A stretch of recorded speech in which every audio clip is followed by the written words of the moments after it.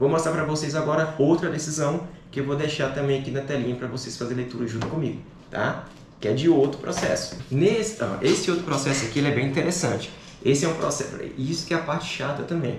Como lá atrás os juízes não estavam seguindo a lei do superendividamento, muitos juízes deram sentenças, que é o caso desse aqui, julgando procedente os pedidos para realizar a limitação dos empréstimos a 30%. Só que a gente nunca pediu limitação dos empréstimos a 30%. A gente pedia a criação do plano de pagamento. Então a gente, por mais que a gente ganhou o processo, a gente recorreu para a segunda instância para anular a sentença, por não ter seguido o procedimento previsto na lei do superendividamento. Tá? Porque a gente pedia a criação do plano de pagamento e não limitação dos empréstimos, como o juiz julgou. O tribunal cassou a sentença, anulou a sentença por não ter seguido principalmente o artigo 104b do CDC e determinou que julgue novamente o processo. O processo voltou para o juiz, aí infelizmente acaba demorando. Já tem mais de um ano esse processo, por exemplo. Então o processo voltou para o juiz e o juiz já aconteceu aqui a instauração do procedimento previsto no 104b e o juiz agora, para vocês verem mais uma vez que a elaboração do plano de pagamento, que é um tema que é um pouco controverso aqui na Justiça de Brasília. Tem juiz que entende que o plano de pagamento, aquele previsto no 104b, parágrafo 4º, é de obrigação da sua elaboração por parte do consumidor. Sendo que o parágrafo 3º do mesmo artigo fala que quem deve elaborar o plano de pagamento é o magistrado e, se ele quiser, ele pode nomear um perito para isso, tá bom? O artigo está muito claro, mas a gente ainda encontra juízes entendendo que o plano de pagamento deve ser elaborado pelo consumidor, ou seja, pela parte autora ou pelo seu advogado, tá bom? O que está totalmente contrário à lei. E vou mostrar para vocês essa decisão judicial desse juiz que primeiro não seguiu a lei do superendividamento, mas o processo acabou sendo anulado e ele agora, seguindo a lei do superendividamento, especialmente ali o parágrafo 3º do artigo 104b do CDC, ele nomeou um perito para que esse perito, em razão da complexidade dos cálculos, eu acho que ele coloca ele também, para que esse perito elabore o plano de pagamento. Para você ver que aqui ele não quis utilizar da contadoria judicial, ele quis nomear um perito da sua confiança, um perito judicial, que seria esse perito indicado aí que eu não vou citar o nome dele, tá bom? Então, o juiz ele nomeou um perito, então ele pode fazer isso. Se ele quiser, ele pode nomear o perito ou ele pode simplesmente remeter o processo para a contadoria judicial para ser feito os cálculos. O que ele não pode fazer, que é o que está previsto no mesmo artigo, é onerar as partes. Então, nem a parte autora tem que pagar por esse perito e nem a parte requerida, nem os credores, porque a lei prevê isso. Então, o que ele pode fazer? Quem vai pagar essas custas aqui vai ser o próprio TJDF, porque a parte autora ela é isenta. Tá? Ela tem o benefício de ser gratuita. Agora, se ela não tivesse, o juiz provavelmente não poderia utilizar esse tipo de procedimento. Ou pode ser que ele criasse ali algum fundamento falando que, por mais que não tenha o benefício de ser gratuita, o TJDF vai pagar as custas aí do perito. Até porque foi esse o entendimento de uma reunião que ocorreu aí de diversos doutrinadores, especialmente aí a Cláudia Lima Marques, Clarice, Costa de Lima, entre outras, onde eles entenderam que, nos casos que, já que não pode onerar as partes, então ou que mande o processo para a contadoria judicial, ou quem pague esses honorários seja o próprio tribunal, entendeu? Como se fosse ali beneficiário de justiça gratuita. Tá? Então tem um entendimento nesse sentido. Se eu achar que esse enunciado, que criaram tipo uma súmula tratando sobre isso, não é uma súmula vinculante porque foi uma súmula criada por juristas, tá? Então não é uma súmula que o juiz é obrigado a seguir. Porém, nos meus processos sempre eu cito isso, tá? Que deve ser seguido ali essa súmula que foi criada pelos juristas, para que, já que não pode onerar as partes, então que o próprio tribunal pague como se fosse ali um benefício da justiça gratuita, tá bom? Então o juiz aqui que ele definiu, ele disse aqui alguns parâmetros para esse perito, tá? Então, além de nomear o perito judicial, ele trouxe os parâmetros para ele criar esse plano de pagamento. E aqui já foi um pouco diferente, aqui ele não fez questão de citar qual seria ali o seu mínimo existencial, porém trouxe requisitos ali essenciais para a preservação do seu mínimo existencial. Então, o que ele diz aqui, ó? De acordo, nos termos do artigo 144b, parágrafo 3º, o juiz poderá nomear um administrador judicial ou um perito, que após cumprir diligências eventualmente necessárias, apresentará um plano de pagamento que contemple medidas de temporização ou de atenuação dos encargos. Na verdade, ele só escreveu que está na artigo 104b, parágrafo 3º, tá? Do CDC. Então, só isso que ele colocou aqui. Então, diante disso, ele disse o seguinte: para realizar essa perícia, ele vai nomear o perito, que aqui ele nomeou o perito. E esse perito ele vai ter que definir quais são as despesas essenciais da parte autora e elaborar um plano judicial compulsório de pagamento, observando o estabelecido no artigo 104b, ou seja, o que está no artigo 104b, que pague no mínimo o valor principal devido, no mínimo com correção monetária, pelo índice que o juiz deveria ter aplicado aqui, não aplicou o índice, respeitando o prazo máximo de 60 meses e de uma forma que preserve o seu mínimo essencial, tá bom? É o que está no artigo 104b, parágrafo 4º do CDC. E nomeia o perito. Aí aqui mais abaixo ele coloca quais são os quesitos que o perito deverá ter que abordar no seu plano de pagamento. Quais são? Indicar para o juiz quais são os encargos moratórios incidentes sobre cada contrato, para fins de definição do que é o mínimo essencial desse consumidor.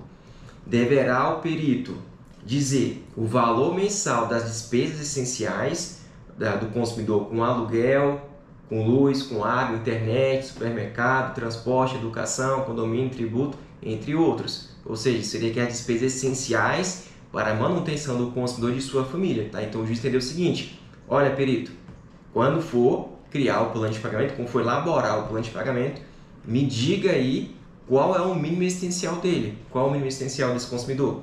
Para chegar a essa conclusão, o juiz trouxe parâmetros, que o mínimo seja ali o mínimo que ele necessita para pagar despesas essenciais para a sua manutenção de sua família, e indica aqui aluguel, água, luz, telefone, internet, etc. Tá? Então, é uma decisão que está de acordo com a Lei 14.181 e simplesmente não quis aplicar o Decreto 11.150, que fixou como mínimo essencial o valor de R$ 303. Se o juiz quisesse aqui aplicar o decreto, ele iria falar: o perito, o mínimo essencial desse consumidor é R$ 303. Todo o restante você vai criar o plano de pagamento. Então, se a pessoa ganha R$ 5.000, R$ 300 você vai preservar, e os outros R$ 4.700 é para criar o plano de pagamento, o que é um absurdo, né? Então, por isso que esse decreto, logo ele vai ser julgado inconstitucional, tá? Ou vai ser revogado aí pelo novo governo.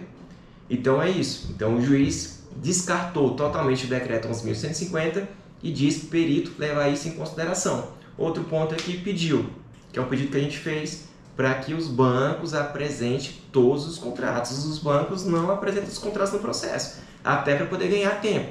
Os bancos não apresentam os contratos, os bancos não estão apresentando o extrato atualizado da dívida, porque tem que saber o valor atualizado. Não adianta só apresentar o contrato e não falar qual o valor devido.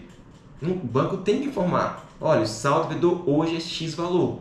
O saldo devedor hoje, sem juros, seria tal valor. O banco também tem que ajudar. Então, se o banco trouxer essas informações do saldo devedor com juros e o saldo devedor sem juros, isso até facilitaria para a gente, como autor, também criar o plano de pagamento. Agora, se o banco só apresenta o contrato e não diz qual o valor da dívida sem juros, não dá, por ser um cálculo muito complexo, para a parte autora, o consumidor ou o seu advogado, elaborar esse plano de pagamento, porque tem que ser feito a liquidação antecipada desse contrato, e não é um cálculo muito simples. Por isso que tem que ser nomeado um perito ou mandar o processo para a contadoria judicial, porque é um cálculo muito complexo. Pessoal, não é simplesmente pegar a dívida e abater as parcelas pagas e multiplicar as parcelas remanescentes. Não é isso. Se você fizer dessa forma, você está colocando juros, e não é para colocar os juros. E se for para colocar os juros, no mínimo tem que ocorrer liquidação antecipada do contrato.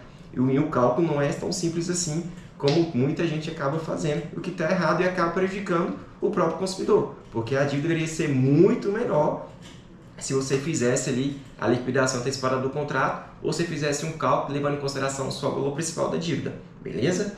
Então o juiz fala isso, determina que os bancos apresentem os contratos e o saldo atualizado da dívida, beleza? E determina aqui que as partes autora, consumidor, indiquem os quesitos, tá? Sobre os quesitos aí eu sugiro vocês pegarem lá os quesitos que estão na cartilha que foi elaborada pelo CNJ. Lá tem diversos quesitos que são essenciais aí para você poder apontar no processo. Aliás, essa cartilha também, ela diz o ponto a ponto, ele dá o passo a passo de como deve ocorrer esses processos por superendividamento, que infelizmente os juízes muitas vezes não têm seguido esse procedimento, como eu já falei para vocês. Mas existe uma cartilha, já existe um procedimento que os juízes deveriam seguir esse procedimento, mas, como eu vou mostrar para vocês aqui agora, tem juiz que não segue o procedimento, pessoal.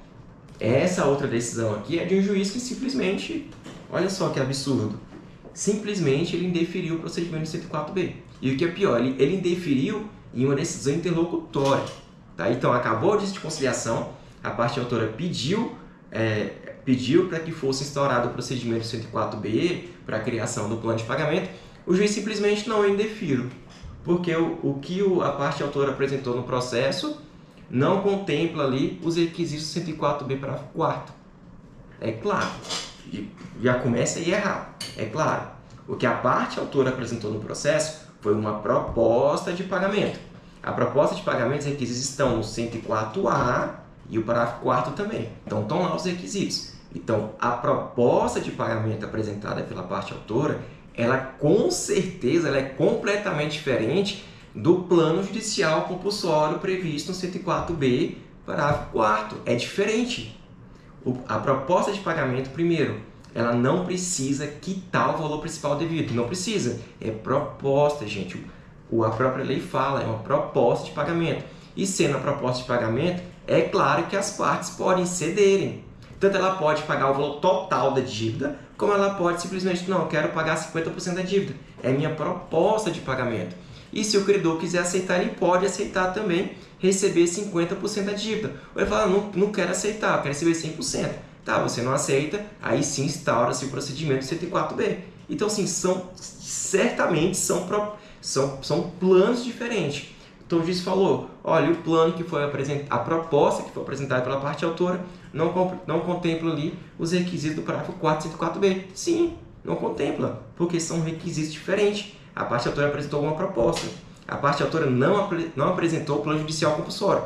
Por quê? Primeiro que a gente entende que quem deve elaborar o plano de pagamento, conforme já demonstrei para vocês, já mostrei duas decisões judiciais aqui, é o perito, é o juiz, com o auxílio de um perito, que é o 104B, parágrafo 3º. Está bem claro isso lá. Mas se ainda assim, se o juiz entender que quem tem que criar o plano de pagamento é a parte autora só deve apresentar o plano de pagamento, o plano judicial compulsório de pagamento, depois do juiz instaurar o procedimento do 104B. Então, assim, o juiz ele indeferiu a instauração do procedimento 104B, porque diz que a proposta de pagamento não preenche os requisitos 104B. E aí, se o juiz nem deixou o processo chegar na segunda etapa, como que a parte autora vai apresentar o plano de pagamento? Tá? Então, para vocês verem, o juiz não está seguindo o procedimento. E ele não pode indeferir um procedimento. Isso aqui é procedimento. Se ele tivesse proferido uma sentença fundamentando que não está correto, mas tivesse proferido uma sentença fundamentando que a proposta de pagamento apresentada pela parte autora, ela não contempla os requisitos 104B. Tudo bem, foi uma sentença. Tudo bem, pode fundamentar. Daí a parte autora faz apelação. O problema foi que ele deu uma decisão interlocutória indeferindo o procedimento. Então agora, na minha opinião, o processo deveria ser extinto. Porque se ele indeferiu o procedimento, o processo acaba aqui.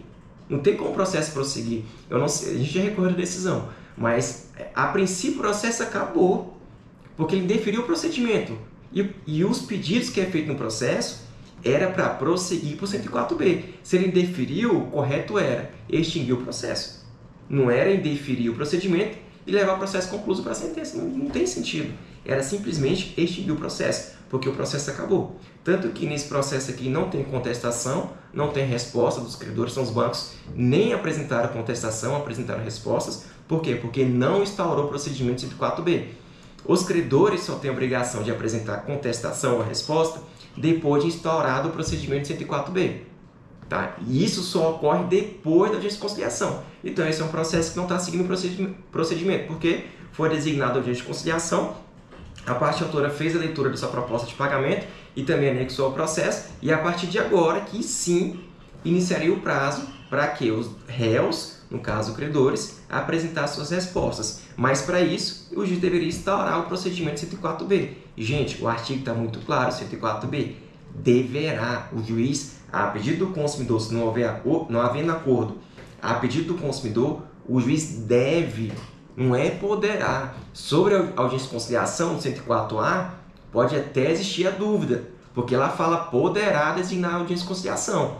No 104B, não, é deverá, deve ser instaurado. Por quê? Porque isso aqui é procedimento, não está discutindo o mérito. O juiz deveria o quê?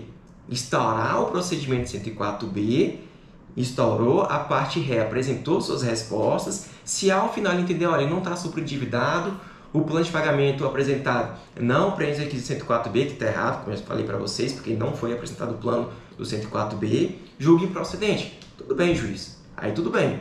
Pelo menos você seguiu o procedimento. Só que ele indeferiu o procedimento, os réus não apresentaram defesa, a parte autora também não apresentou o plano de pagamento do 104B, porque ele só apresentou a proposta de pagamento, e o juiz indeferiu o procedimento. Foi procedimento.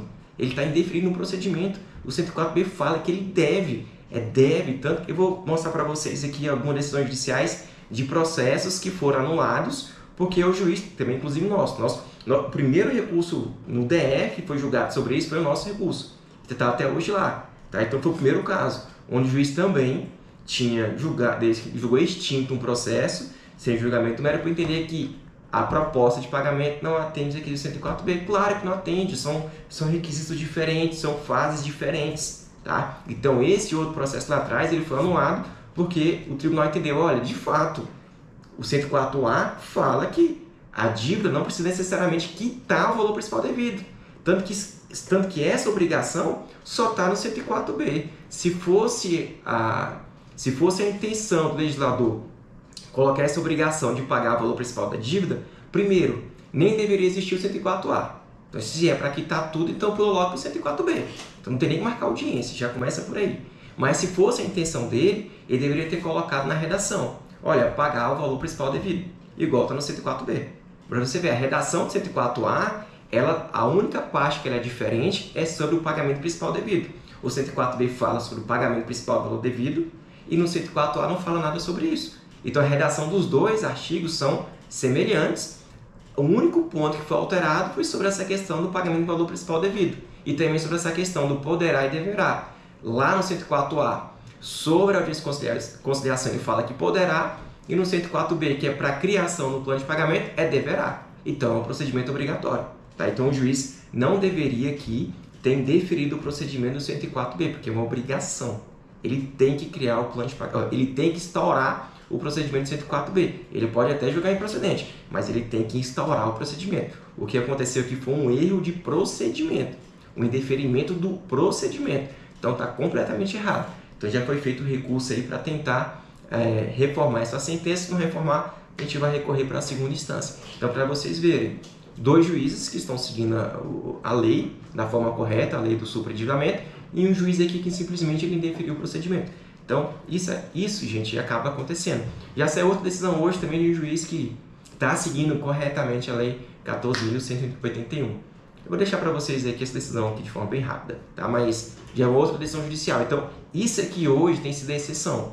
Hoje a maioria dos juízes realmente estão seguindo a lei correta, tá?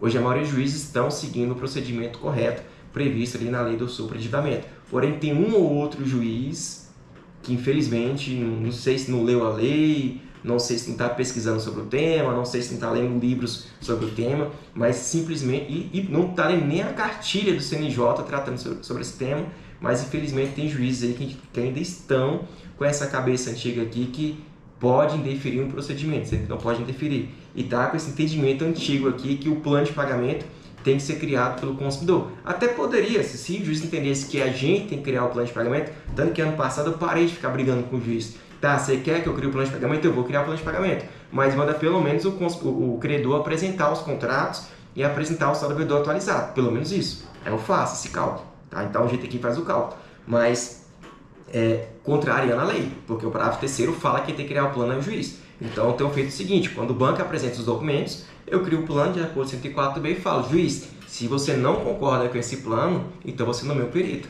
porque esse aqui é o nosso máximo.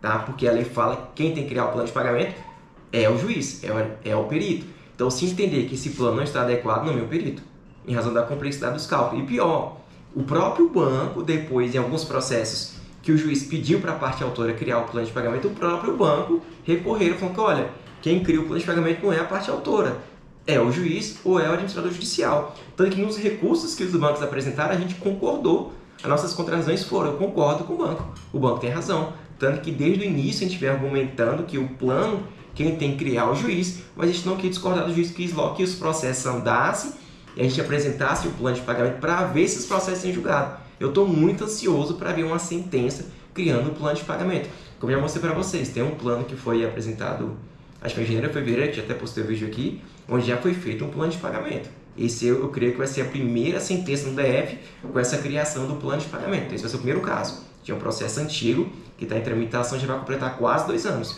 Tá? Mas eu creio que mais uns 2 meses aí deve ser uma sentença criando esse plano de pagamento. Já está tudo certinho. Tá? Inclusive o juiz, ele até já indeferiu as impugnações que foram feitas pelas partes e o próximo passo deve ser homologar esse plano de pagamento. E ele nem citou lá, como eu já falei para vocês, o decreto 11.150. Ele mandou realmente pegar a dívida, dividir por 60, sem juros, sem encargo, sem nada, só garantido o valor principal da dívida com correção monetária e na forma do 104b, parágrafo 4º, e vai ser criado o plano de pagamento nesse sentido.